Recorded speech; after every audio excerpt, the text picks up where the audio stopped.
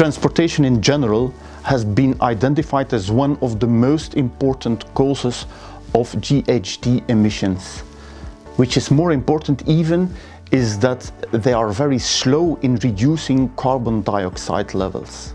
The lack of clean mobility is also the cause of very low quality air. And even at this moment, like 91% of the world population is breathing bad air and is responsible also for many deaths. And the good news here is that there are solutions, but we must be very fast to implement these solutions, and that's why it is extremely relevant to build a strategy around future mobility.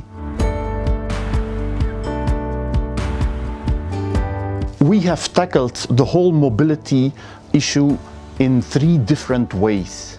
So the first aspect is cleaner mobility, and that's really clear, really obvious.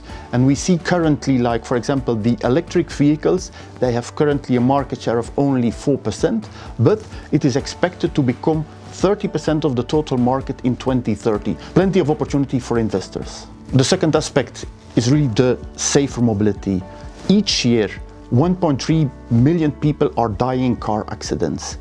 There are a lot of companies that are currently developing technologies that can avoid or at least decrease significantly the number of car accidents. And I'm thinking about advanced driver assistance systems, car connectivity. So here also there are a lot of companies that are active in this domain. The third aspect is smart mobility. And this is a little bit less obvious in the sense that here we try to find companies that eventually will avoid mobility, that will avoid commuting, that will avoid traveling. And I'm thinking about companies that are developing software that can enable video conferencing. I'm thinking about car sharing, because the car sharing market is really an important market. It is expected to grow like 20% a year going forward. So this also is a very interesting aspect to mobility in general. In a nutshell, we combine our ESG expertise with our fundamental equity management expertise. So we start from a global equity universe.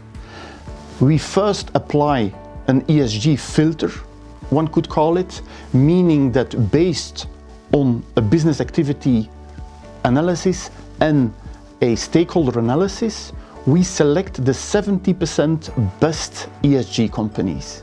The second stage of this investment process is really about the thematic selection. And here what we do is we try to find companies that have relevant revenue exposure to one or more of the sub-themes that we defined earlier. So with this investable universe, we apply a fundamental framework, meaning that we have a look at the quality of management, competitive advantage, business growth, value creation, and financial leverage. And we select the best companies also from this fundamental perspective. We end up with a portfolio of around 50 names. The final portfolio achieves a global alignment with a temperature scenario of 2.5 degrees or less in 2025. I'm convinced that the transition towards safer, cleaner, and smarter mobility will drive superior revenue growth in most of the end markets that are concerned. This strategy will be instrumental in meeting the Green Deal objective, which is climate neutrality in 2050. And finally, we firmly believe that the combination of our ESG expertise and our expertise in thematic equity investing will enable us to find interesting investment opportunities that at the same time will have a positive impact on our planet.